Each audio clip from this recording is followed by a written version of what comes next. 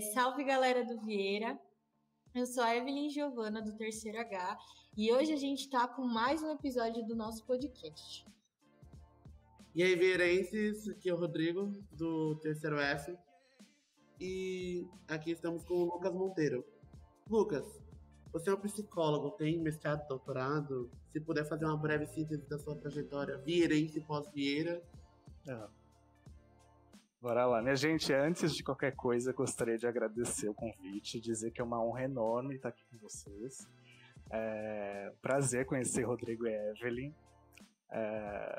Bora lá, então. Vou conversar um pouquinho sobre minha trajetória. Eu ingressei no Vieira em 2007, né, na 7ª série, e fiquei até 2011 no 3º ano, né? E então finalizei a minha trajetória no Vieira em 2011. E já lá, né, no ambiente escolar, eu tive a oportunidade de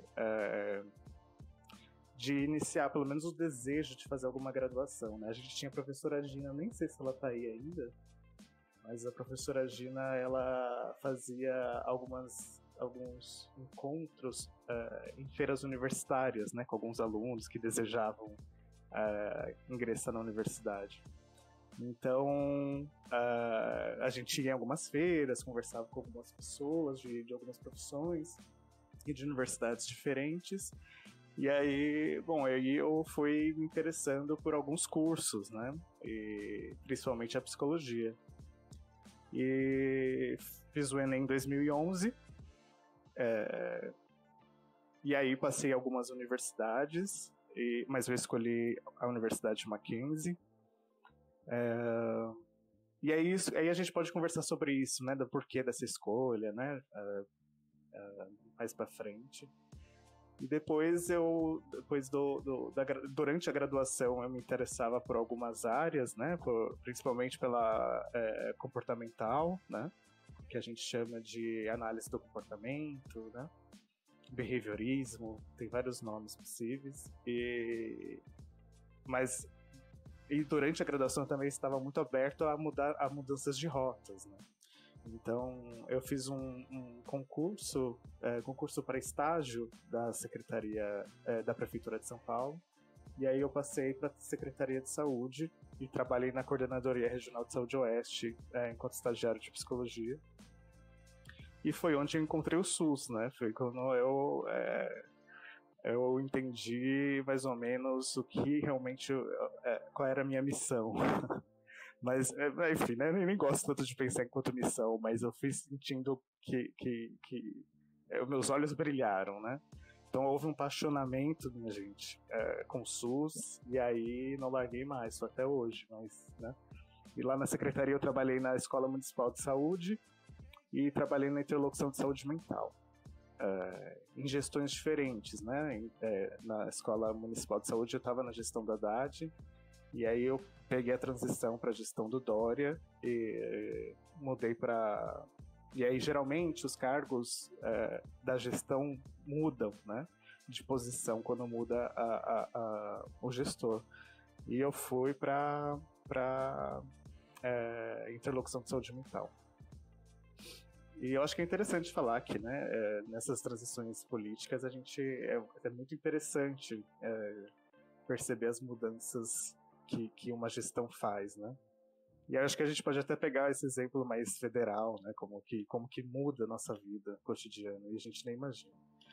Bom, e aí finalizei o estágio, finalizei a graduação, e durante a graduação eu trabalhei no serviço de escola da universidade, atendia na Unifesp no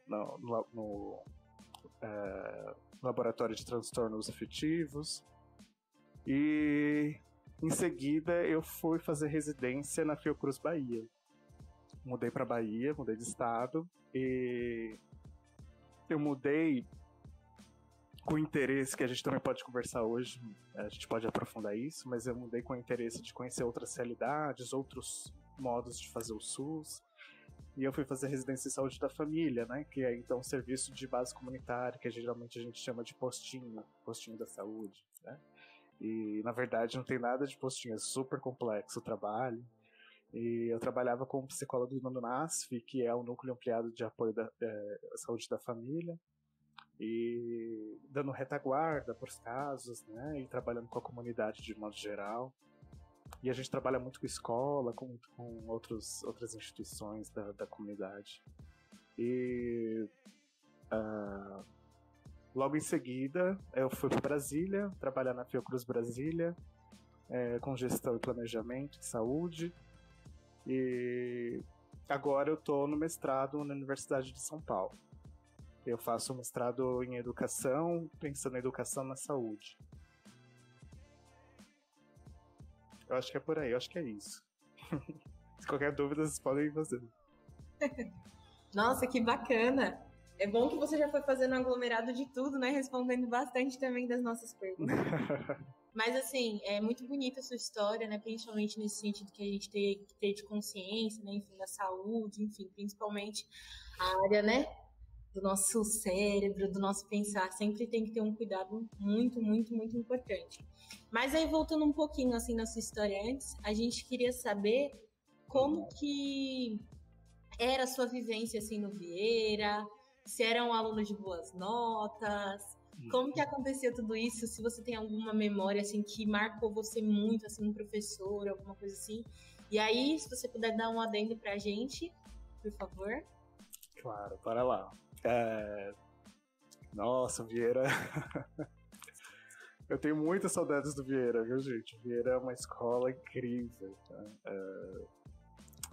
E vocês têm professores que precisam ser valorizados, né? Precisam saber que... Eles precisam saber que a gente valoriza eles, né? E é a minha oportunidade de dizer, mais uma vez, o quanto que eu admiro o Vieira e todas as pessoas que trabalham nele. Eu era amigo muito da Dona Rose, que na época era merendeira, daqueles estratégicos, né? Falar com quem tem comida. Mentira, mas era uma pessoa incrível. Eu tenho muitas memórias, gente. Eu tenho muita coisa pra falar do Vieira, viu? Pelo amor de Deus, vocês me brequem aí se eu ficar falando sem parar. O Vieira foi muito importante para um tanto de coisas que me formaram, né? Hoje eu vi que vocês estão com um Grêmio. E, nossa, eu queria super parabenizar e dizer que é super bom isso, se vocês se juntarem em coletivo para assumirem um lugar de protagonismo estudantil, né? O Vieira me formou politicamente, me formou... eu acho que muito do que eu sou hoje, das minhas escolhas, foi porque o Vieira me proporcionou pensamento crítico e o desejo de assumir outros lugares para além das minhas condições, para além daquelas que a minha condição social me condicionava, né? Eu vim de uma família pobre, né? Vim de uma família sem recursos financeiros, sem oportunidades, trabalhadores que ralaram muito, né? Ralam até hoje. E o Vieira...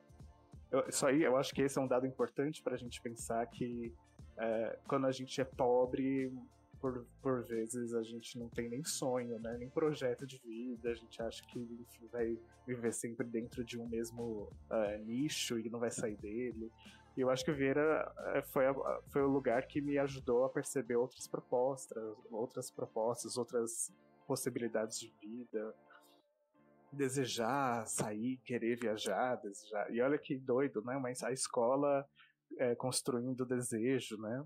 É bem legal. E eu tenho memórias de um monte de professor bacana, assim. A Ivete, que era professora de português na época, ela me marcou muito, assim. Nossa, eu nem sei se ela tá aí ainda, mas queria mandar um beijo pra ela, se ela escutar a gente. Professora Lia,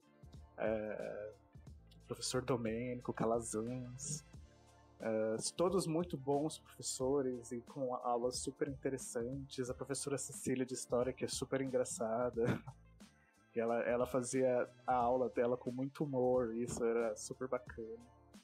A professora Gina, como eu falei, né, eu acho que ela tinha uma preocupação com o desejo do ingresso na universidade, e era uma preocupação que faz sentido, né?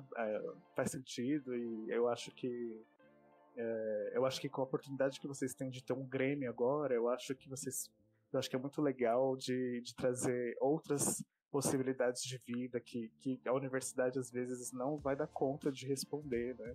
Como, por exemplo, as artes, o desejo de conhecer outros lugares para além dos universitários e querer fazer disso profissão, né?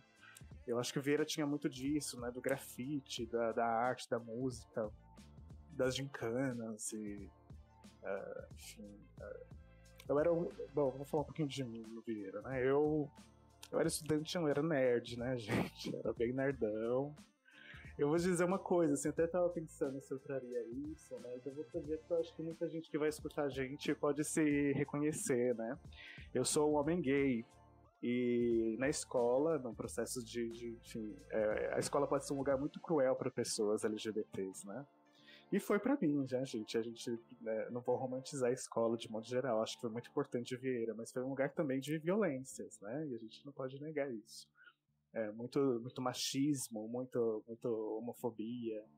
E, enfim, isso a gente vai encontrar não só no Vieira, a gente vai encontrar em todos os lugares que a gente tiver, e a gente precisa combater isso em todos os lugares, mas eu tô trazendo isso porque às vezes, para mim, na minha realidade, né, o estudo era uma forma, inclusive, de me defender, né? De me defender de tudo isso, de desejar outras coisas, de acreditar em mim, né? Então, quanto mais eu estudava, mais eu não acessava as violências, né? É uma forma de se defender, que eu acho que quem está nos escutando aí, muita gente vai se reconhecer, e espero que consiga, inclusive, acreditar que as coisas passam sempre. Eu acho que a gente precisa sempre... Eu acho que a minha estratégia também era sempre formar grupos, estar perto de grupos e coletivos, então... tive amigas e amigos, a gente teve várias histórias no Vieira que são super interessantes, mas inclusive de defesa, né, daquilo que a gente acredita. O Vieira formou muita gente militante, né, isso que é legal, assim, muita gente que desejava desejava uma escola melhor, que desejava mais democracia nas decisões da escola. E, inclusive para falar dessas questões, né, de LGBTfobia, de machismo, então e é isso, muito incipiente, né? A gente está falando a gente está falando da gente, né, de uma fase que talvez a gente nem consiga ainda nomear algumas coisas, né, que a gente ainda está aprendendo sobre a vida, é uma fase tão interessante, né, de ser adolescente e tal. E o Vieira possibilita ser adolescente com diversas vivências. E é isso, o provão era sempre tenso. Vocês têm provão ainda, gente? Vocês fazem provão ainda? Sim. A gente faz um sufoco. Olha, o provão, misericórdia, nossa. Matei isso. Era as minhas. Mas sabe o que eu acho? Acho que o provão também me ajudava muito a pensar o vestibular, assim, né, gente? Quase um ensaio pro vestibular. Sua nota mais alta no provão? Você consegue lembrar? Eu acho que foi 3,8. Minha média.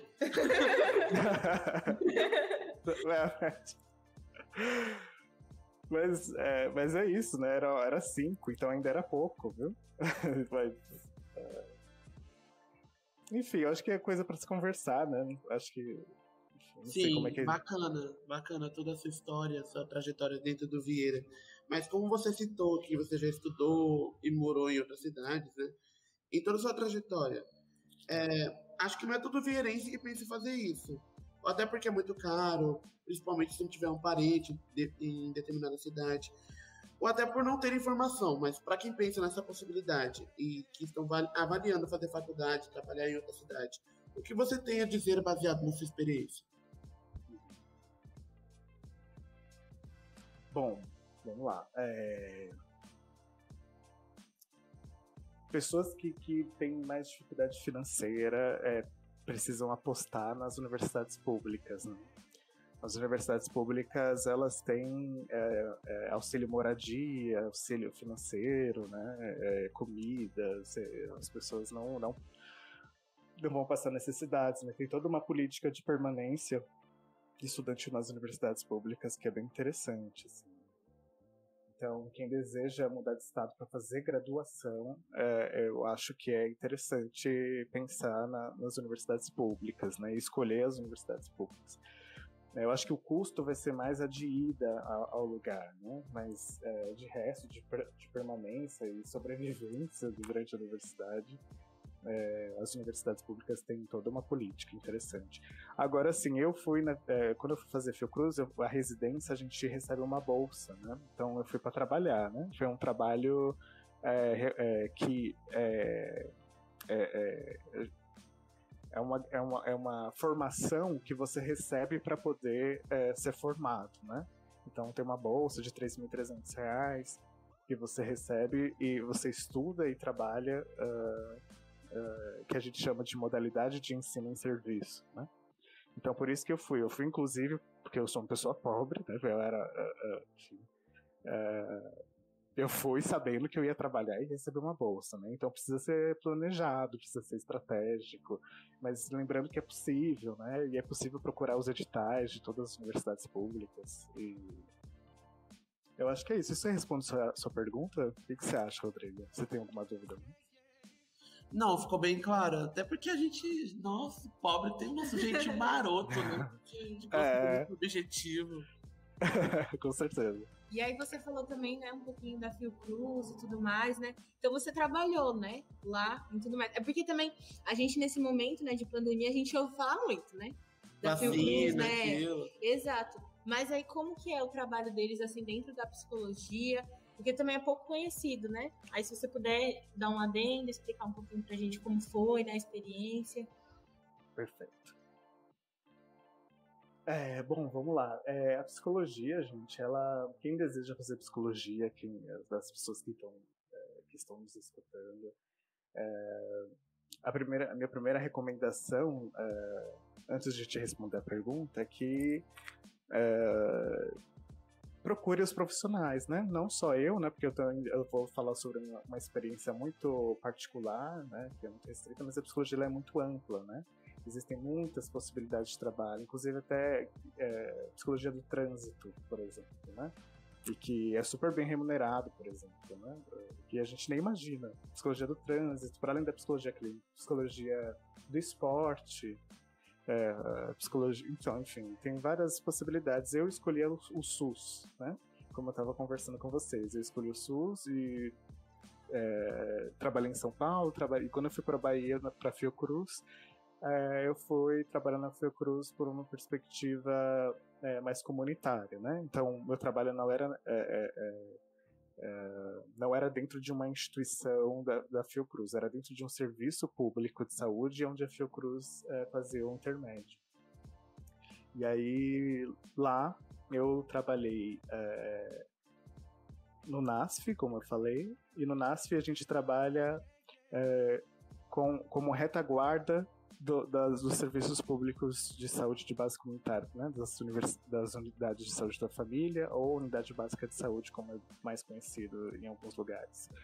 E, enfim, a gente atende, né? Faz o trabalho clínico, mas é um trabalho que ele se propõe muito mais fora, extramuro da instituição, né? Então a gente trabalha mais com a comunidade, fazendo grupos comunitários e trabalhando saúde, educação em saúde, né? Como que as pessoas podem se cuidar, né? Então facilitando modos de cuidado, né? Como que a gente pode se fortalecer enquanto comunidade, como a gente pode se cuidar junto, coletivamente, como a gente pode solucionar problemas de saúde desse território juntos, né? Então, esse era o meu trabalho como psicólogo, né? Que vai muito para uma perspectiva da psicologia social, né? Então, é uma psicologia que vai atuar de um modo muito diferente da clínica, né? Que a clínica não deixa de ser um espaço possível, mas é um espaço secundário, né? O que é mais potencial é o trabalho coletivo, que é um dos princípios do SUS, é a integralidade, né? E isso quer dizer o quê? Isso quer dizer que você...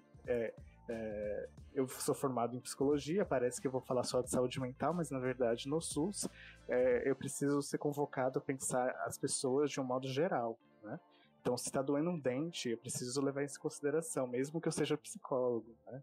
Então, é esse tipo de trabalho que eu fazia, né? É um trabalho coletivo, com uma equipe multiprofissional, então são diferentes profissões trabalhando juntas e pensando juntas no que fazer num território que a gente chama de adscrito, né? Que é um território daquela unidade de saúde. Cada unidade tem um território. E é isso, né, gente? Respondo sua pergunta, Evelyn, o que você acha? Sim. Mas assim, Lucas, tipo, pra ser um profissional de psicologia, tem que ser obrigatoriamente uma pessoa, tipo, conselheira, amigona de todo mundo, ou uma pessoa tímida, mais reservada, consegue ser um bom psicólogo tranquilo? Legal sua pergunta. Sabe que é legal sua pergunta agora, eu fiquei pensando mesmo. Assim. Eu acho que é o seguinte, Rodrigo, nós somos todos muito diversos, né? E a psicologia é tão diversa como o ser humano é diverso. Então, os diferentes tipos de pessoas podem, dentro da psicologia, se encontrar em diferentes espaços, né? Não sei se... Eu acho que você pode ser como você é, né? Se você desejar fazer psicologia e apostar que lá é o espaço que você vai se encontrar profissionalmente, você vai dando conta de responder essas perguntas, né? Será que é o meu curso? Isso conversa com o meu jeito de ser e pensar o mundo. E como era o seu estilo no Vieira? Conselheiro, tímido ou pavio curto? Tudo isso. No Vieira eu era tudo isso. É isso aí. No Vieira era tudo isso, meu irmão. Nossa.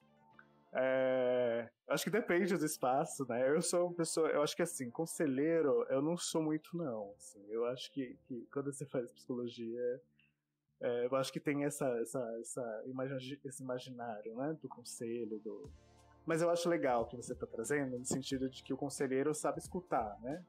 Então, eu acho que é uma característica que o psicólogo tem que ter, né? Tem que querer escutar. Eu era tudo isso no Vieira, na boa. Pavio curto também, viu? Na moral.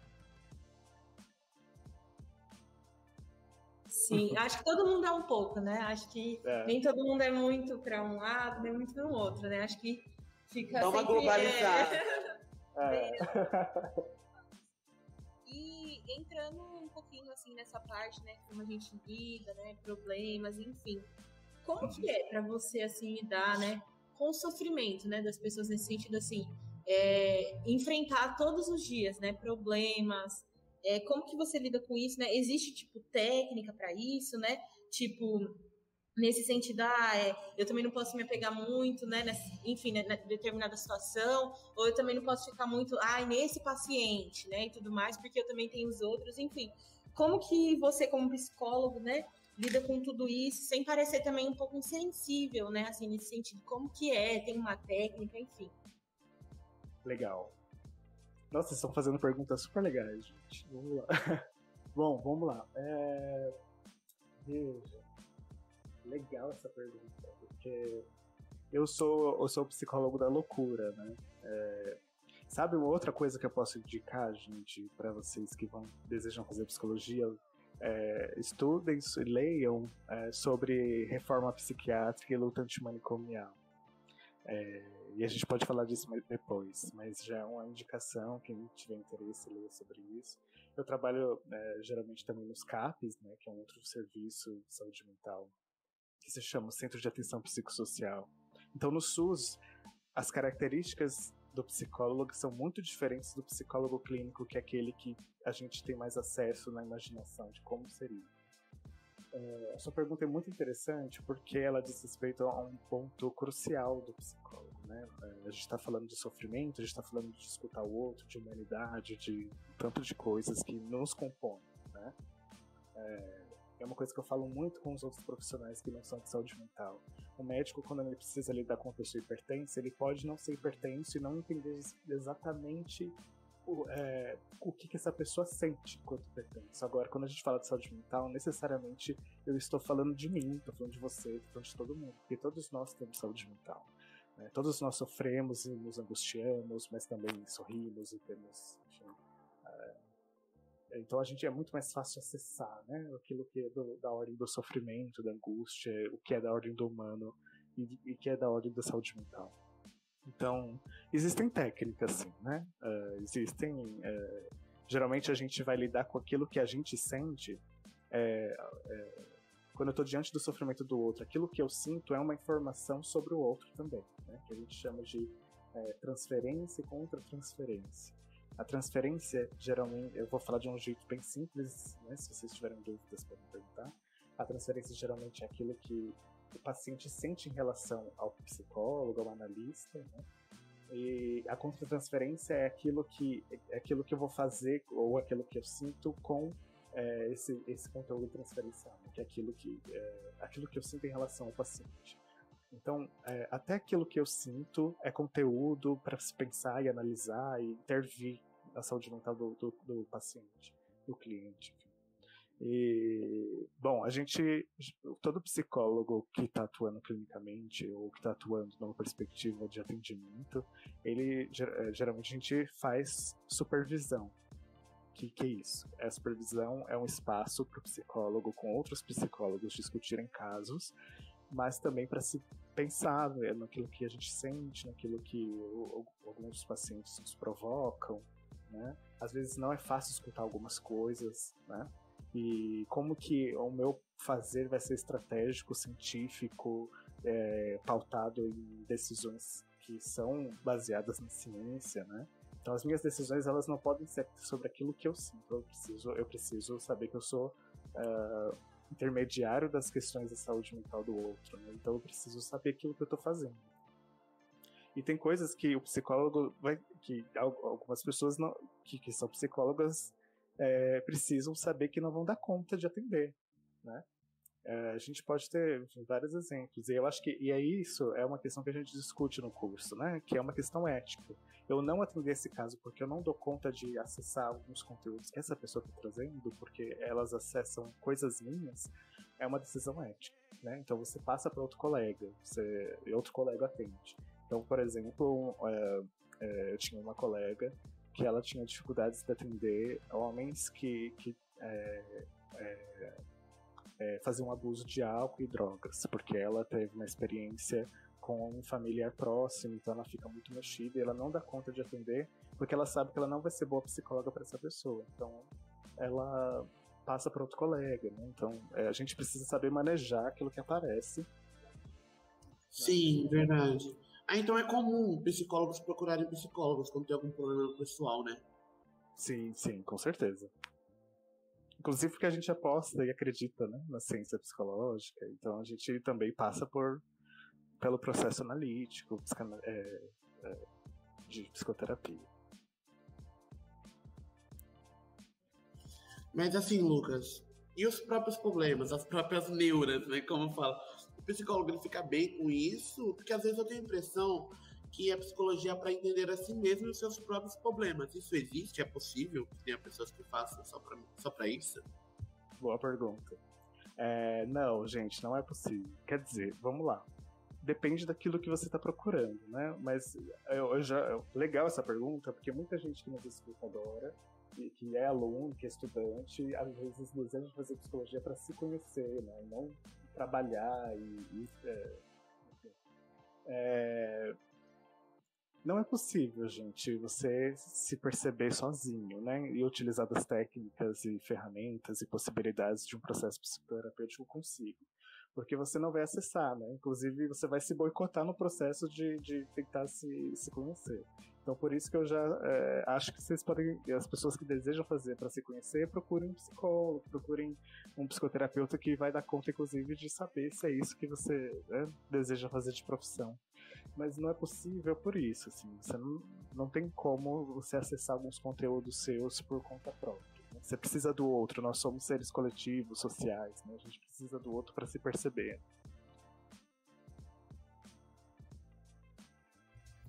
E para você, assim, nesse sentido, né? Como que você falou assim, não, eu vou, né? Enfim, quero também conhecer, mas assim, também quero entender os outros, enfim.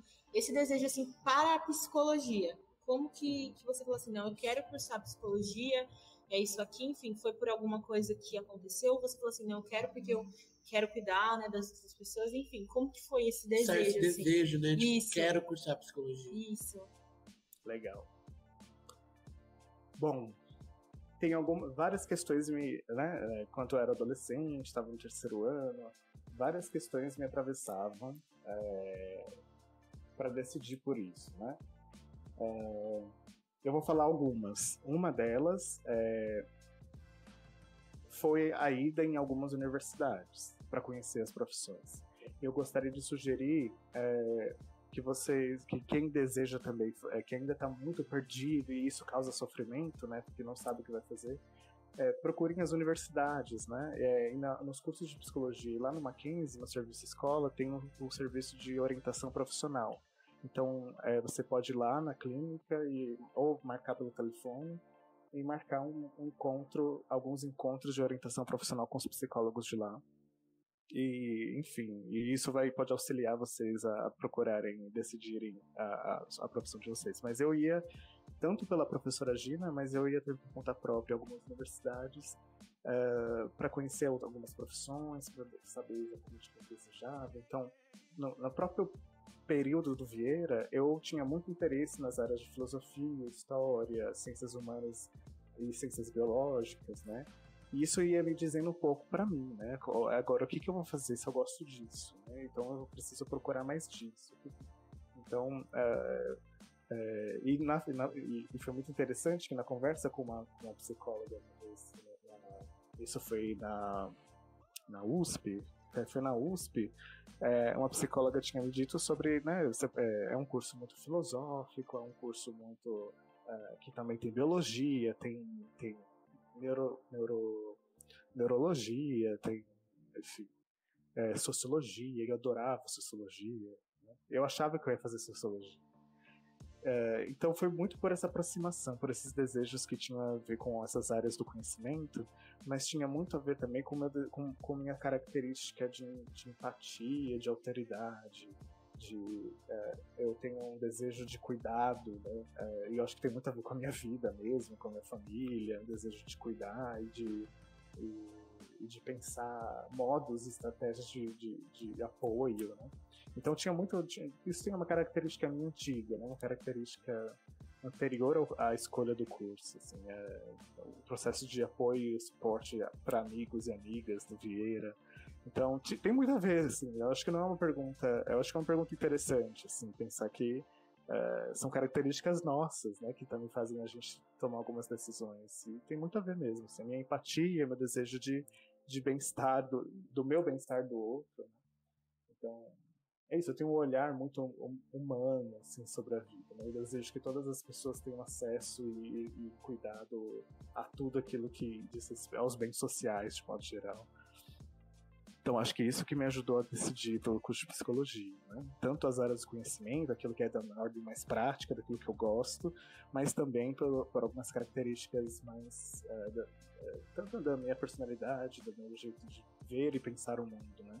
Eu sei onde os meus pés estão assentados no mundo, e isso me ajudou a escolher o curso, sabe?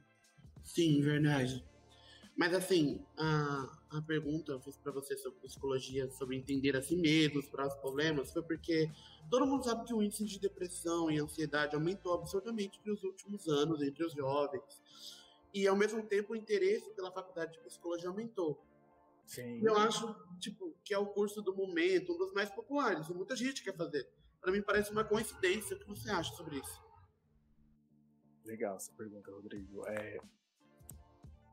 Olha, gente, quando eu faço o convite de quem deseja fazer, que leia sobre a reforma psiquiátrica, é porque eu tenho, a minha perspectiva é de uma despatologização da vida. E o que isso significa? Hoje, a gente tem o CID, né, o manual de doenças, os códigos de doenças psiquiátricas, né, depressão, borderline, outros transtornos de personalidade, esquizofrenia, enfim. E a gente vai vendo que vai só aumentando os transtornos psiquiátricos, né, mas tem tanto o movimento da gente hoje conseguir nomear alguns sintomas, mas como também tem um movimento de patologizar a vida, né? Então, é uma criança que é feliz, que corre, às vezes é colocado no lugar de hiperatividade, e aí a gente vai nomeando, pegando emprestado no dia a dia, essas nomenclaturas psiquiátricas para achar que a gente tem algum transtorno, né? Então a minha primeira crítica é essa, né? A sua pergunta ela é muito densa, né? Talvez eu me alongue, então vocês podem me cortar, por favor. Então, assim... Eu acho que é isso. O primeiro movimento é ter muita crítica sobre o nome que a gente dá para os nossos sintomas, para aquilo que a gente sente, sabe? Saber se é da ordem da angústia, porque a gente se angustia na vida. Bom, é comum, né? É esperado que a gente também não viva um estado de alegria eterna. A gente vive, inclusive, diversos sentimentos no mesmo dia, né? E isso não significa que você é bipolar, por exemplo, né? Esses nomes vão pegando com muita facilidade, né? E a gente vê as pessoas usando essas nomenclaturas. E a gente vai se afastando da gente mesmo. Quanto mais a gente se patologiza, se acha que a gente está, enfim, com um transtorno. Mas, ao mesmo tempo, a gente não pode negar que o sofrimento humano tem aumentado, né? Que existe muita angústia nos dias de hoje. Muito a ver com a pandemia, né? Com todo o governo que a gente vive agora.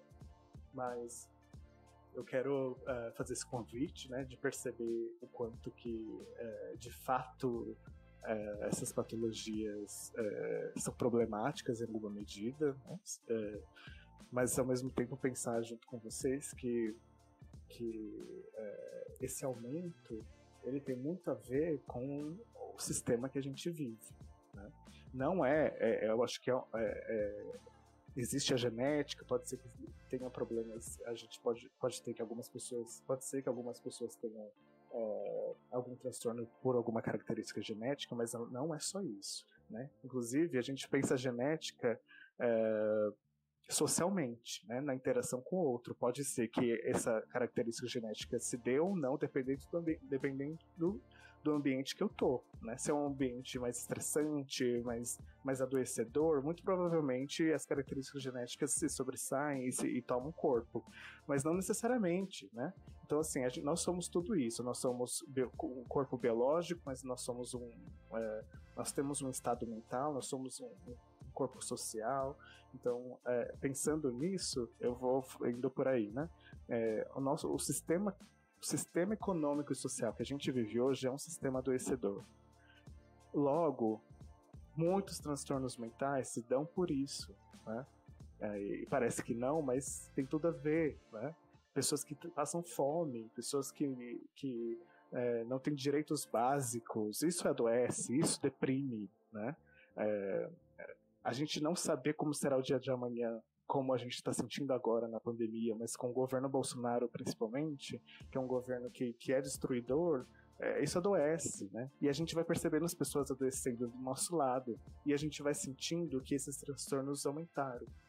E o meu convite é esse: percebam o quanto que a ordem social conversa necessariamente com os transtornos mentais, né? Principalmente esses mais comuns, como a depressão, né? Então, quem deseja procurar esse curso, por inclusive perceber que o mundo está adoecendo e está adoecedor demais, procurem com muita crítica, procurem com desejo de repensar a vida como ela está, não de colocar a culpa nos indivíduos, né? Essa pessoa adoeceu por questões dela, pessoais, quando na verdade são questões pessoais, mas tudo isso que eu estou falando agora, né? São as questões de ordem social, econômica, as questões pessoais, internas, familiares, enfim.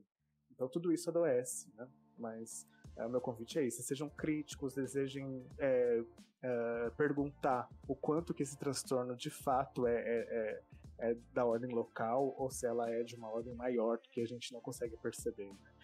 Os transtornos aumentam, inclusive, também por LGBTfobia, por racismo, por machismo. Isso adoece pra caramba também.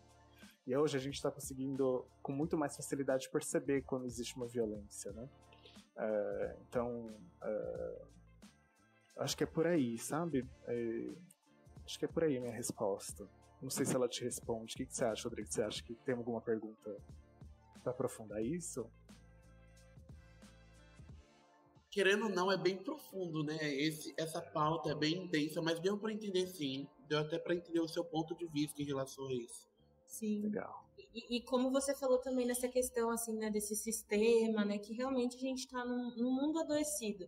E aí, relacionando até as doenças, né, de suicídio, né, de baixa autoestima também, né, a gente tem que sempre lembrar, você acha que as redes sociais, né, as padronizações de beleza, como você falou mesmo dos rótulos, enfim, e até comparações com a vida, assim, o que você acha que isso meio que está englobando para que cada vez mais esse mundo fique adoecido? Tipo assim, como que a gente pode quebrar isso? Sabe, assim, para além desse olhar crítico, né, fazendo mesmo. Perfeito. Eu acho que na sua pergunta você encontra a resposta. É fazendo, né? Mas bora lá, vamos pensar juntos aqui.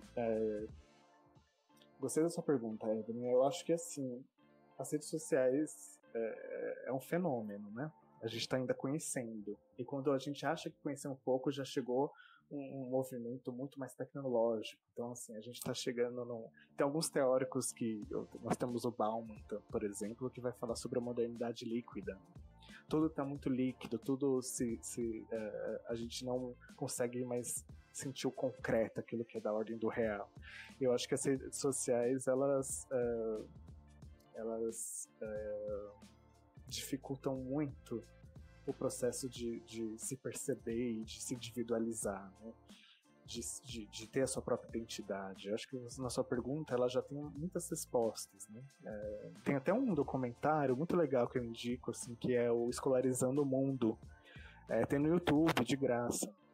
E que eu acho que a minha resposta vai sempre pegando emprestado um pouco do que esse documentário fala, que é o quanto que com a nossa rede globalizada, né, com a globalização, para além das questões financeiras e econômicas que isso atravessa, as questões de ordem de padronização do corpo, de dificuldades de se perceber, de perceber belezas múltiplas, ela é muito mais difícil, né? Nesse documentário eles mostram algumas indianas sofrendo muito com alguns outdoors de um corpus e de uma beleza estadunidense, né? Como algo padrão e aquilo que precisa ser alcançado para ser de fato uma beleza. E aí no documentário vai discutindo e mostrando como que a globalização muda configurações e culturas tão milenares, né? Inclusive para deturpar mesmo, para destruir, uma coisa assim muito destrutiva. Você falou sobre o suicídio, assim, por exemplo, nossa, como que a gente não olha também o suicídio por uma perspectiva social, né? Isso nos adoece, né? Eu acho que quando você pergunta assim, o que a gente faz com isso, é uma pergunta mais importante que se tem. Porque eu não tenho uma resposta pronta para te dizer a gente faz isso, isso e isso. Mas eu acho que quando vocês fazem o Grêmio, por exemplo, tá ali uma resposta, sabe? Quando você se junta em coletivo, a resposta está sempre no coletivo, sabe? A gente vai se encontrar com pessoas, a gente precisa se unir com pessoas que acreditam na transformação do mundo e em outras possibilidades de viver o que a gente vive agora, né? E isso só se faz em coletivo, ninguém muda o mundo sozinho, a gente precisa perder um pouco essa coisa de salvação, né? Eu preciso. Acho que a gente precisa aproveitar e canalizar essa energia de transformação que a gente tem muito na nossa juventude, nossa, né? E fazer coletivos, e pensar junto, e participar e acompanhar politicamente o que as pessoas têm feito, né? Inclusive para pensar como a gente vai construir o quanto antes modos de usar a rede social de uma forma mais adequada, né? Sabe, não sei se vocês viram na Netflix aquele documentário, que também a gente precisa ver com muita crítica, né? Mas aquele documentário sobre as redes sociais, que eu achei super legal, assim, tipo, do jeito que eles trouxeram, do quanto que a gente se despersonifica, né? A gente perde um pouco da nossa identidade e vai se misturando com aquilo que é do ideal, né? Como você falou. É isso, pra mim a resposta está no coletivo, a gente precisa pensar juntos o quanto antes no que fazer com tudo isso. E eu acho que já tem muita gente pensando, a gente precisa se unir a elas, né? E fazer alguma coisa, né? Eu tenho alguns coletivos, lá na Bahia a gente tem um coletivo chamado Resista, que a gente pensa as coisas e tenta transformar em nível local. Eu acho que é uma outra questão legal assim, para responder. A gente precisa pensar em salvações a nível nacional. Eu acho que a gente precisa, mas não é só isso. Eu acho que a gente precisa pensar a nível local. O que eu estou fazendo com a minha comunidade, com as pessoas com quem eu convivo? Essas pessoas têm ajudado a transformar o mundo ou não? E como eu posso fazer alguma coisa para unir essas pessoas e pensar junto em outras propostas? E é o que a gente faz no Resista, lá na Bahia. Verdade, verdade. Mas, Lucas, assim, de uns tempos pra cá, essa semana mais ou menos, a semana passada, as redes sociais caíram, né? Que foi o WhatsApp, o Instagram. E você viu como muitas pessoas eram dependentes das redes sociais para serem felizes ou algo assim? Tipo, muitas estouraram, conheço pessoas que surtaram. E fiquei, tipo, meu Deus, tem a necessidade da rede social, tem a necessidade de postar uma story, mesmo que aquilo seja uma mentira. Mesmo que aquela felicidade seja uma mentira. Porque quando a dor vai ficando mais forte, a gente precisa, né, usar um remédio mais forte para combater a dor. Então eu acho a gente tem que usar uma felicidade falsa à medida que o corpo resiste. Então eu fiquei, o que você pensa sobre isso? Sobre necessitar das redes sociais dessa maneira? Eu vou agora trazer uma perspectiva mais biológica, mas eu queria muito que a gente se conectasse com isso que eu venho trazendo. Veja, a gente tem no nosso corpo, no nosso cérebro, nós temos alguns hormônios muito importantes, né? A dopamina, a serotonina. E com isso eu tô querendo dizer o quê, né? Eu acho que até esse documentário que eu citei, ele fala um pouco disso. A gente a rede social, ela foi construída de um jeito a estimular a gente, estimular o nosso corpo, porque a gente é muito desconectado da gente, né? A gente não percebe o quanto que a nossa configuração corporal muda com o uso do celular, das redes sociais. Então, esses hormônios que são da ordem dos estados de bem-estar, né? Um estado de ser estimulado e permanecer, né, em algum comportamento. Essas redes sociais foram pensadas exatamente para reagirem corporalmente desse modo, a construir bem-estar, a construir estímulos sociais, né, mesmo que sejam da ordem do virtual. Então, quando chega uma notificação, quando chega um like, quando chega algum tipo de estímulo visual e sonoro no celular, muito provavelmente seu corpo vai reagir a isso, né? E isso vai estimular você a permanecer e criar um circuito de dependência com esse movimento, dependendo de cada pessoa e de cada mentalidade, né? Isso a gente não pode generalizar como um estado comum a todos, mas a gente pode generalizar os efeitos corporais. Existe algum efeito corporal em alguma medida, em algum limiar para algumas pessoas mais, para outras pessoas menos, mas com isso eu quero dizer o seguinte, que esse circuito de dependência, ele vai culminar nisso que você está trazendo, né?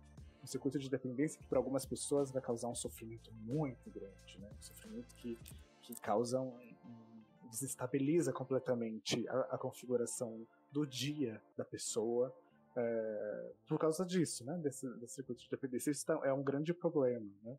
E o que a gente faz com isso? Eu acho que uma convocação. Eu acho que essa caída das redes sociais nos convoca a pensar sobre isso. Eticamente mesmo, né? Sim, verdade. Essas coisas mudam o nosso dia a dia. Mas quero dizer assim, do uso racional. E isso é uma tomada de decisão que é individual e coletiva, né? Mas individualmente a gente precisa usar racionalmente, a gente precisa pensar o quanto que a gente vai estar permitindo, né, essas redes sociais atravessarem as nossas vidas, mas coletivamente a gente precisa pensar em impactos civilizatórios de uso racional das redes sociais, né? Porque pode ser um lugar de estímulos bons e um lugar também de estímulos ruins, né? Como a Evelyn falou, a Evelyn trouxe a questão do suicídio, por exemplo, né? Isso tem sido mostrado, tem gente que cria grupos para pensar em ideações suicidas, né? Então, assim, é um uso racional, é um uso que precisa ser pensado desde crianças. As crianças hoje não são as crianças do meu tempo, né? Eu tenho 26 anos, mas também eu acho que nem são as crianças do tempo de vocês já. Assim, você entende o que eu quero dizer? A tecnologia está tão veloz que a gente está se perdendo um pouco sobre a racionalidade disso, né? Então, eu acho que o que a gente tem que fazer é emergente, assim, é urgente. O quanto antes a gente precisa pensar em usos racionais e até mesmo de impactos legais sobre isso, que a gente não tem no Brasil, né? Isso é doido. A gente não tem impactos legais no Brasil do uso das redes sociais, né? Enfim, leis que falam sobre isso. São muito poucas, né?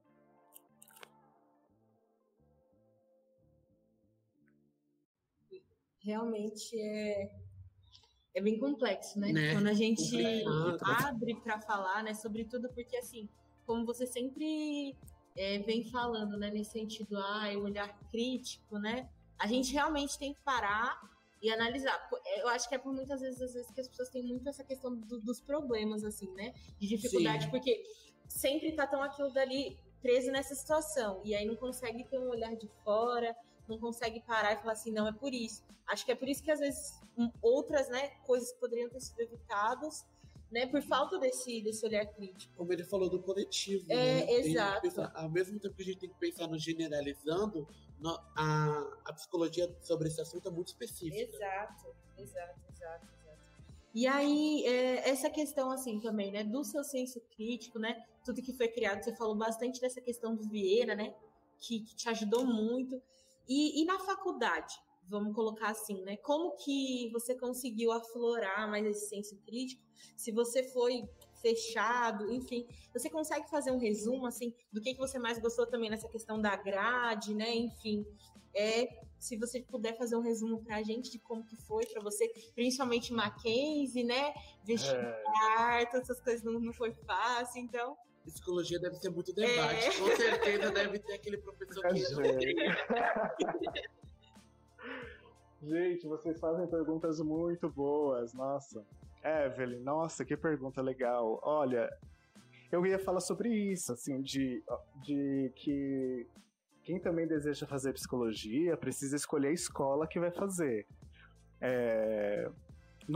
Em São Paulo, nós temos o Mackenzie, PUC e USP, que tem psicologias muito diferentes. Procurem as grades, mas mais do que isso, vá conversar com os estudantes de psicologia.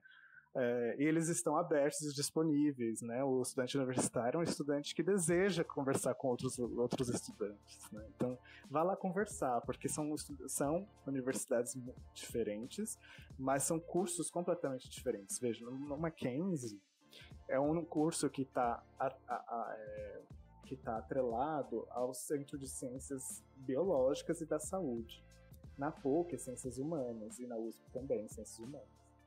E o que isso significa? Que a grade em cada um desses universidades vai ser muito diferente.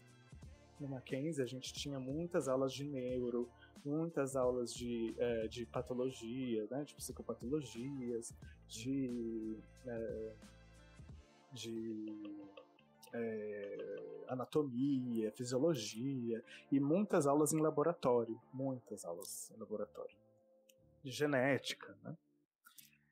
Autismo, lá, o Mackenzie tem um dos centros mais importantes do Brasil sobre autismo, né? e ciências do desenvolvimento de modo geral, desenvolvimento humano. Mas a PUC, ela tem outra grade, muito diferente. A grade deles é mais psicanalítica, é uma grade que é muito da psicologia social. A psicologia social latino-americana foi construída na PUC São Paulo. Então, assim, veja como são centros diferentes, né? São muito diferentes. E na USP a gente tem um Instituto de Psicologia, que conversa mais com a psicanálise também, né? que é muito mais psicanalítico, muito mais das ciências humanas, de modo geral. Isso muda muito a nossa trajetória no curso, né? Então, acho que é legal fazer uma decisão com aquilo que você mais aprecia. E aí, isso você vai decidir, essa tomada de decisão vai ser só indo e conversando com essa galera. Veja, eu achei sua pergunta legal, sabe por quê? Porque eu vou te dizer assim, a universidade não é um espaço fácil, gente. Principalmente para quem é pobre, quem veio da escola pública. Mackenzie, uma universidade muito difícil, uma universidade com pessoas de classe média alta, né? É uma universidade com pessoas que têm muito recurso, então tem muita violência de classe lá. Sim, verdade. Já houve preconceito, bullying ou algo assim? Oh, gente, muito. Não só comigo, né? Com muita gente. Lá o Mackenzie é conhecido pelo racismo que existe lá, né? Um aluno espichou na parede, alguma coisa racista. Isso acontece na PUC e na USP também.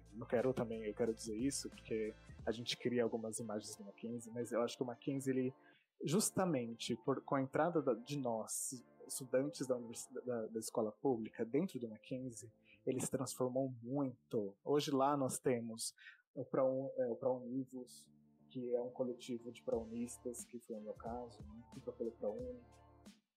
Tem um coletivo de praunistas, tem um coletivo Afromac, tem o Instagram deles, procurem, desejam já se aproximar. Nós temos o coletivo LGBT do Mackenzie. Então, assim, nós temos pessoas que estão pensando politicamente lá dentro da universidade o que fazer com tudo isso. Mas é um lugar que pode causar algum sofrimento. Eu vou dizer assim, eu tô falando de uma perspectiva muito geral, né, gente? Não tô falando muito de mim. Mas agora eu vou trazer um pouco de mim. Quando eu entrei no Mackenzie, eu achava que aquele lugar não era pra mim. Que doido, né? A gente sempre age. Eu tenho uma coisa comigo, assim, meio difícil, assim, eu tinha mais, né, antes, né? Nossa, mas não é pra mim, é um lugar muito rico, é um lugar muito chique, e eu não tenho... O que eu vou fazer? Eu achava que não ia dar conta, né? E aí, o decorrer do processo da graduação, eu fui perdendo isso, eu fui percebendo que as pessoas, que eu não era melhor nem pior do que ninguém. Ninguém era melhor do que eu. Mas também não era pior, sabe? Então, eu fui sentindo que todos nós estávamos ali, com cada um com seus compromissos, né? Isso vai se perdendo um pouco. Mas o fato da gente, enfim, sofrer as violências de classe... Veja, gente, na minha época, eu saí da graduação, eu saí do Mackenzie em 2011. E eu entrei na Mackenzie em 2012, né? Pelo ProUni. E olha só o que aconteceu. Eu entrei, meu primeiro dia na universidade, de 2012, eu tranquei. Sabe por quê? Porque os alunos do Mackenzie fizeram um protesto contra quem entra pelo ProUni. Pra vocês verem as violências que a gente passa. Foi no meu primeiro dia de aula. E eles fizeram um protesto contra quem entra pelo ProUni. Pois é. Absurdo. Coisa louca. Não, e aí, olha só. Que horror. Eles fizeram esse protesto. E aí foram 300 estudantes, porque é muito, né? E aí é uma galera que paga, né? Enfim. E aí, olha só, no decorrer e aí eu tranquei. Eu falei, não vou dar conta, isso aqui lá. Eu entrei em 2013, quando eu me senti melhor. E aí eu entrei em 2013. E aí foi passando o tempo, fui melhorando, me fortalecendo. Então procurem grupos, procurem os coletivos para vocês se fortalecerem. A gente não dá conta de fazer nada sozinho. Aí eu encontrei os meus coletivos, fiz amizades, fui me fortalecendo. E aí, no quarto semestre, uma estudante que estava nesse protesto falou assim pra mim: você estava naquele protesto em 2012 para tirar esses alunos do ProUni? Eu falei, meu bem, eu sou do ProUni. Você tá falando com uma pessoa que tá pelo ProUni. Que isso? Assim, que absurdo. E olha só, ela estava no meu grupo de trabalho e ela não tinha feito o trabalho. Eu fiz ele quase todo. E aí eu falei, meu bem, depois desse comentário, vou te dizer uma coisa, você tá fora do meu grupo de trabalho. Porque prounista que faz tudo, minha irmã. Prounista são os melhores alunos dessa universidade. Você tá falando o quê? Você não fez nada, pô. E aí você vem me tirar dizendo que você estava querendo tirar prounista porque eles tiram a qualidade da universidade. Quem tira a qualidade da universidade é você, que não faz nada. Sem tanto, né? Pelo amor de Deus. Não é não, né, gente? É a mesma coisa. Pelo amor de Deus. Essas violências. Mas assim, são violências que acontecem, mas você tem quem defende vocês. Procurem os coletivos, viu? É a minha dica aí. de ouro. Mas assim, o estágio, foi fácil arrumar emprego antes de estar formado? Não. Bora lá, boa pergunta, excelente pergunta. Por quê? A psicologia ela é muito diversa, certo? Como eu falei. Mas são mercados que podem ser muito restritos também. E nós temos no Brasil uma super saturação do mercado de trabalho da psicologia. Muitas pessoas fazem psicologia. Mas, gente, é isso. Cada um, a gente vai encontrando caminhos, né? Isso não é para desanimar vocês. Eu acho que é para dizer assim, é possível encontrar alternativas. Eu escolhi um caminho, né? Hoje eu tô na vida acadêmica, hoje eu tô com outros rolês, outras preocupações. Mas tem a clínica, por exemplo, né? Que eu posso ser microempreendedor, né? Abrir minha clínica. E é isso. Agora com o remoto, tá mais fácil ainda, né? Fácil entre aspas, mas tá mais simples de conseguir o atendimento psicoterapêutico online, enfim. E é uma renda, né? Não deixa de ser uma renda. Verdade, assim, não deixa de ser uma renda. Nossa, eu me perdi o que eu ia falar, desculpa. Você pode repetir sua pergunta, Rodrigo? Só pra eu ver se eu lembro o que eu ia falar. A pergunta foi sobre o estágio, se era fácil arrumar emprego antes de estar formado. Perfeito. Bom, e aí eu tô falando desse pós-formado, né? Por isso que eu acho que eu me perdi. E aí o que acontece? No estágio, geralmente a gente encontra um estágio em RH, em recursos humanos. Que nós temos muitas empresas em São Paulo, muitas. E é o estágio que mais paga bem, né? É um estágio que paga... pode começar com 1.400 e terminar o estágio com 2.000 e poucos, com a possibilidade de efetivação, né? Aumento do salário. Então, geralmente tem mais para recursos humanos, né? Que eu odeio essa palavra, então eu vou falar gestão de pessoas. Tem gestão de pessoas, né? Geralmente esse estágio. Eu decidi trabalhar com políticas de seguridade social. Então, a gente faz uma prova da Prefeitura de São Paulo para entrar nesses lugares. E aí, essa prova geralmente é feita pela CE ou superestágios, né? E aí você vai escolher, você pode escolher se você quer a área da saúde, assistência social, educação, enfim, tem várias possibilidades. E aí, para trabalhar no serviço público. E eu acho que é isso, tem muitas vagas, mas a quantidade de alunos sempre é muito maior do que as vagas, então é muito concorrido na psicologia. Em todo lugar, em concurso, em todos os lugares que nós psicólogos vamos nos candidatar, é sempre muitas pessoas que concorrem. Então, acho que isso é uma coisa interessante. Sua pergunta é interessante por isso. É uma informação importante para quem vai decidir fazer, pensando só no mercado de trabalho. Que eu acho que ninguém decide só por isso, mas eu acho que é um dado importante. E estágio é isso, né? Para trabalhar em serviço público, geralmente faz prova. E para trabalhar nas empresas, a gente tem o vagas.com aí, nós temos a Cato e nós temos o site da CEE, super estágios, para quem decidir fazer também, porque algumas vagas do serviço privado também tem nesses lugares. Então, assim, é simples, mas concorrido. Tem muitas vagas, mas é concorrido. Então, né, a gente pode se frustrar um pouco nesse processo de encontrar estágio. E tem os estágios obrigatórios, né? Esses estágios remunerados, eles não são obrigatórios. Os estágios obrigatórios, na psicologia, nós temos muitos. Nós temos do 4º semestre até o último estágios obrigatórios. E isso significa que é uma carga horária de trabalho já, né? Mas não vai ser remunerado. Você está fazendo para aprender. Então, para testes psicológicos é um estágio, para testes projetivos é outro estágio, para psicoterapia breve é outro estágio, para orientação profissional é outro estágio. Então, assim, são vários estágios muito densos, é um curso difícil. Quem acha que é fácil só porque não tem tanta matemática, Imagino. Não é. E tem estatística, viu, gente? Vocês acham que psicologia não tem matemática, mas tem, e olha, é difícil. Meu Deus, ia querer psicologia porque não tinha matemática. Pior que tem, mas tem pouco também. Aliás, depende, né? Tem algumas que tem mais do que outras, algumas disciplinas tem bastante matemática, assim, mas tem mais lógica, né? Mas é um curso que tem matemática, acho que é importante saber. Tem estatística, né? Porque nós psicólogos, nós trabalhamos, dependendo da área que a gente for trabalhar, a gente vai trabalhar muito com testes psicológicos, por exemplo, a gente vai ter que usar desvio padrão, a gente vai ter que discutir sobre estatística, como essa pessoa está localizada em relação ao Brasil, ao mundo, né? Por exemplo, os testes de QI, né, que a gente chama. Sim, a gente vê muito isso na internet.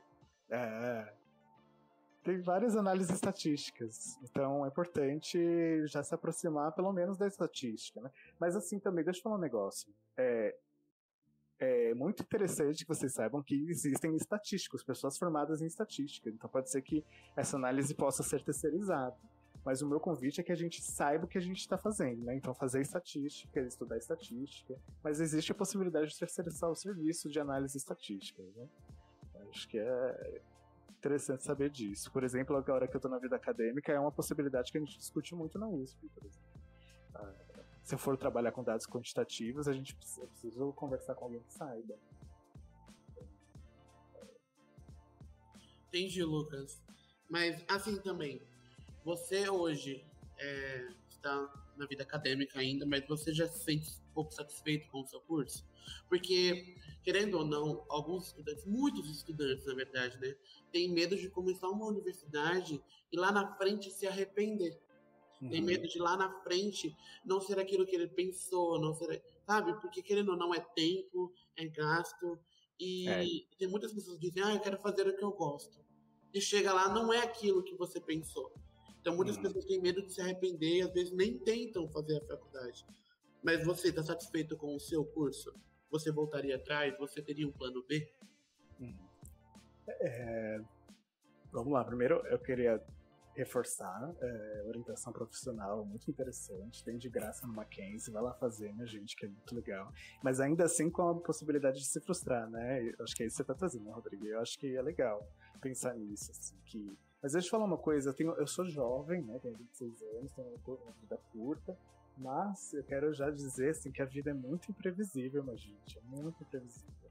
E a gente nunca sabe, a gente precisa se abrir, ter abertura para o imprevisível, né? Que inclusive, eu acho que assim, tem todo um ônus, né, de perder, de se frustrar com o curso que a gente faz, mas tem a possibilidade de fazer outros, né? Nossa vida é múltipla, a gente pode mudar a rota a qualquer momento.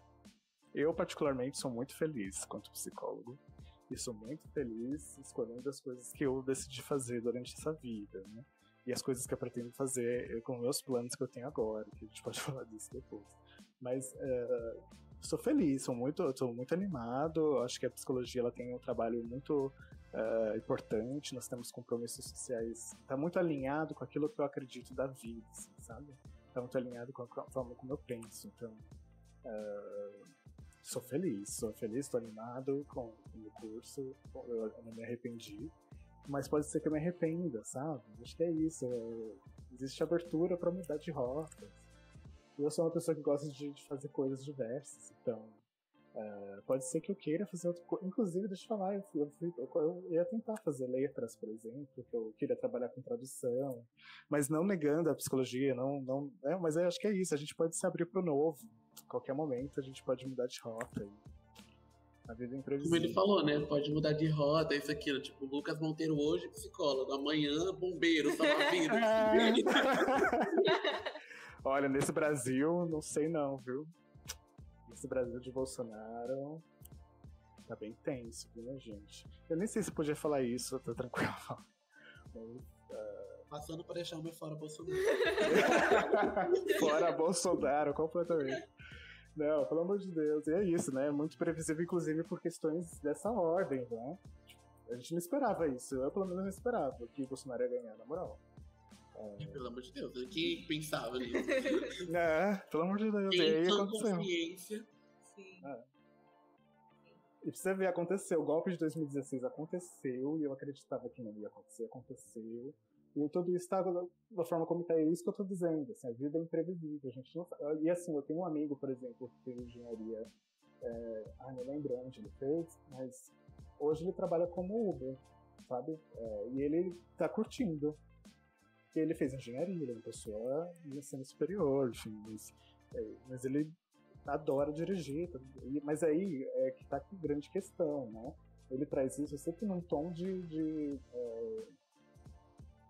de bem-estar, mas eu não sei também se é. No Brasil do Bolsonaro não tem trabalho, sabe?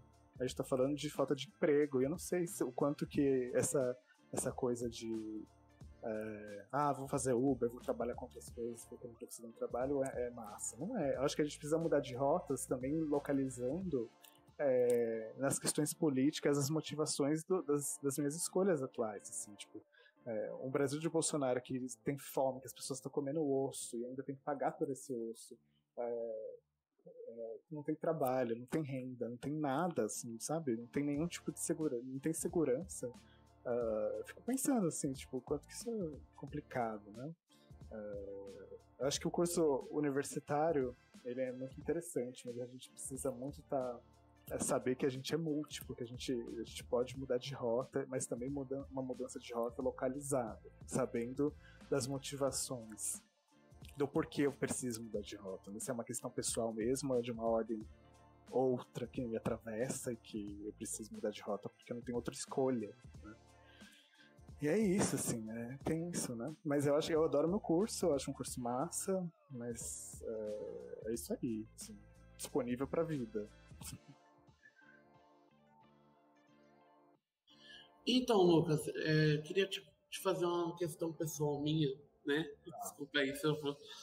Né? Pra você, o que é felicidade? Hoje você se vê uma pessoa feliz? Com felicidade relativo?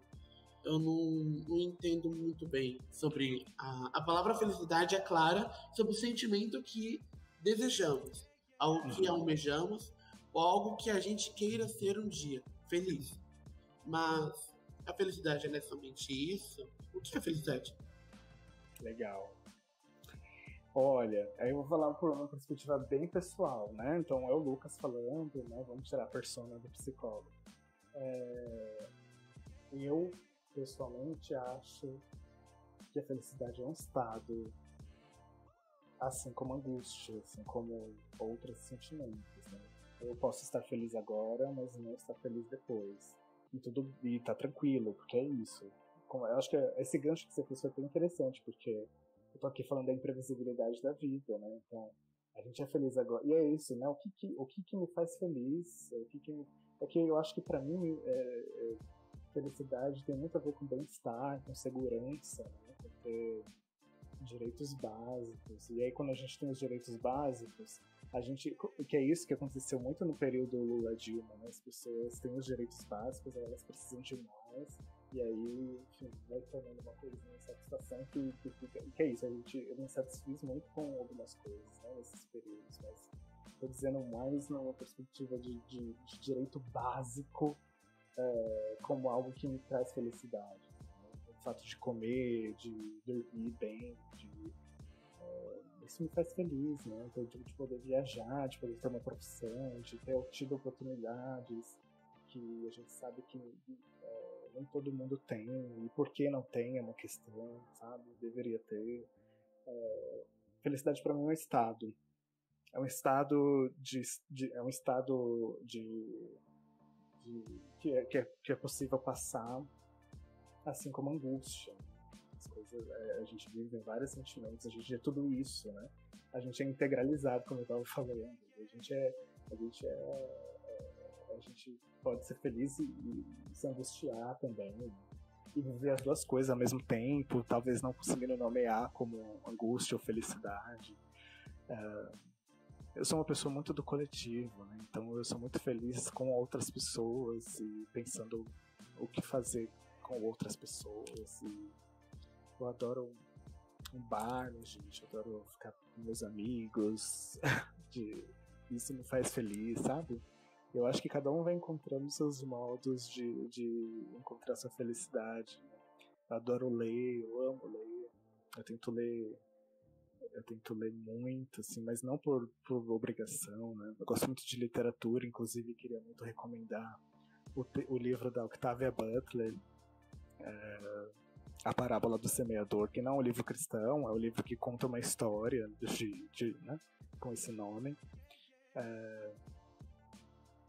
Que é o último livro que eu li, eu adorei. Tem também da Toni Morrison, que é O Olho Mais Azul, que é super forte, assim. mas super bom.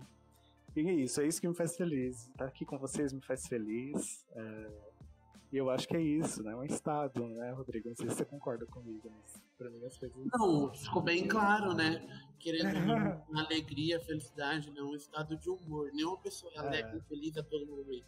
Mas querendo ou não, podemos ter, tipo, 2 emoções, 3, 4 ao mesmo tempo. Querendo ou não, ser humano é um ser de emoções, né? Mas você tem alguma religião? Qual é a sua vivência com a sua religião? Legal. Se você tiver, no caso. Eu não tenho uma religião.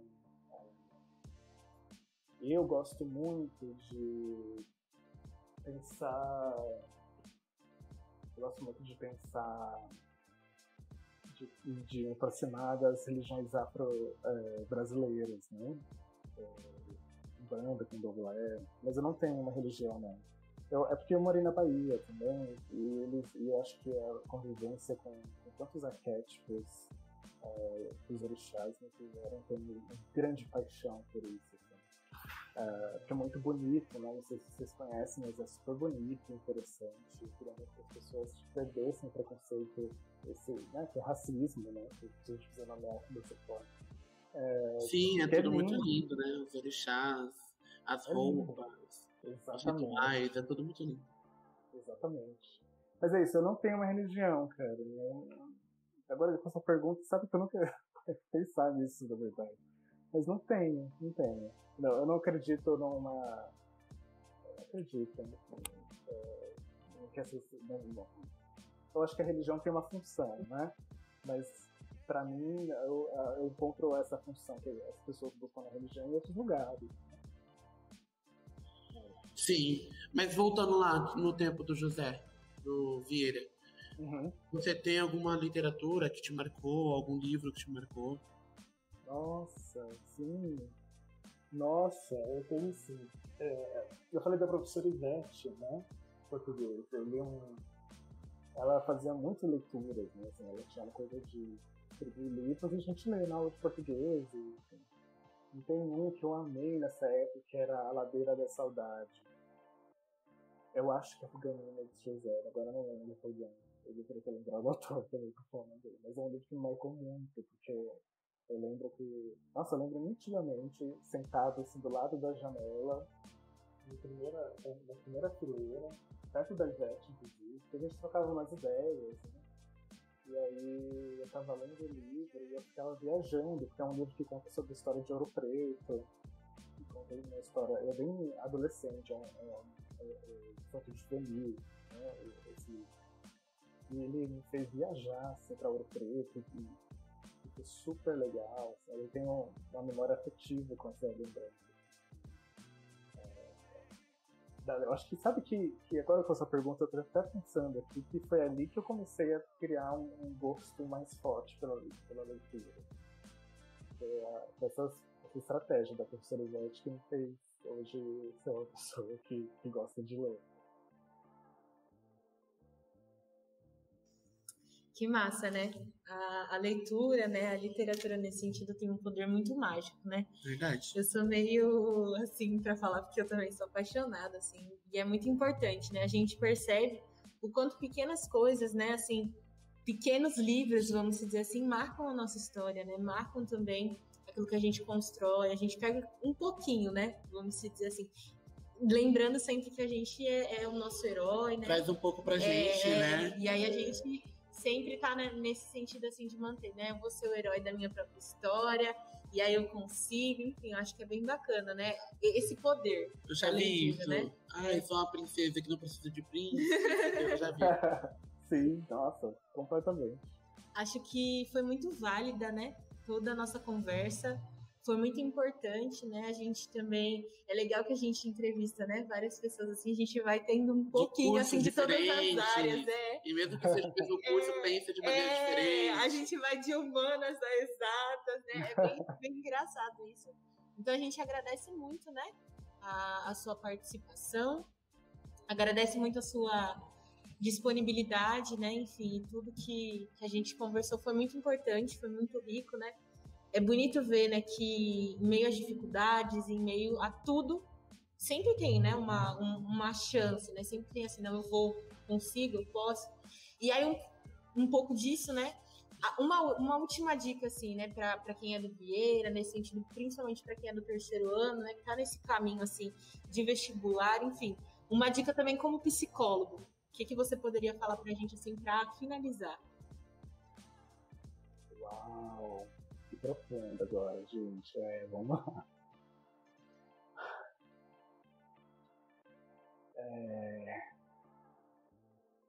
Gente, veja, uma dica importantíssima, que eu acho que é importante, assim, para quem está na escola, né, nesse momento, finalizando o terceiro ano, se percebam como múltiplos. Não olhem, não percebam o ensino médio, o processo de estudo, de conhecimento, como fazer para o vestibular. Né? Se percebam como múltiplos, assim, se percebam como possíveis artistas, como possíveis pessoas que sonham em outras coisas também, né? Que eu acho que a graduação é muito importante, eu não estou desvalidando, né? Meu convite é pela multiplicidade, meu convite é que vocês se percebam como pessoas que podem fazer muitas coisas e que não precisa monetizar, não precisa virar profissão, sabe, necessariamente. Mas queiram se perceber para além do vestibular, para além da universidade, queiram conhecer outras coisas, outras pessoas, estejam abertos para discussões diferentes, para outras possibilidades, queiram viver a imprevisibilidade da vida, né? E as angústias e as delícias disso, né? É muito possível a gente viver, e eu acho que é isso que você trouxe, né? Nesse encontro de alternativas constante, né? Eu acho que a vida nos impõe. Eu acho que vai por aí, sabe? E uma dica, assim, ou uma outra dica é essa que eu acho que eu trouxe no tempo inteiro, assim, de façam coletivos, se encontrem nos coletivos, procurem pessoas, os seus iguais, desejem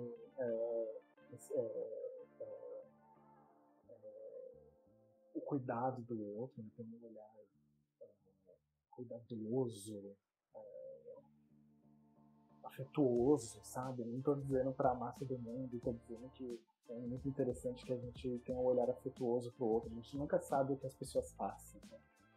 E eu acho que é interessante a gente ter esse olhar de humanização do outro, sabe? Mesmo daquelas pessoas mais difíceis que a gente encontra na escola, essas pessoas também têm história, né? Essas pessoas têm uma vida. E eu acho que é isso, as pessoas são histórias de vida, e eu acho que essa é a minha dica aqui, como psicólogo, que eu queria te trazer, assim, pelo seu convite. De trazer essa perspectiva. Olhem para as pessoas com afeto, compaixão, e lembre que as pessoas têm histórias, né? A gente nunca sabe o que as pessoas passam. E eu acho que eu não estou nem romantizando, assim, um olhar muito pouco romântico sobre a vida, um olhar mais de desejar que todos tenham um bem-estar, assim, tipo, e aí é uma questão mais minha mesmo. E vai por aí, sabe, Evelyn? E eu queria muito agradecer vocês, de verdade. Foi muito gostoso estar aqui com vocês. Vocês fazem perguntas ótimas. Espero que vocês se encontrem aí na vida. Espero que todas as pessoas que ouçam a gente estejam bem, em segurança. E se cuidem, minha gente. Se cuidem, e a luta pela frente, né? Vamos permanecer na luta. Um abraço afetuoso em vocês. Muito obrigada, de verdade.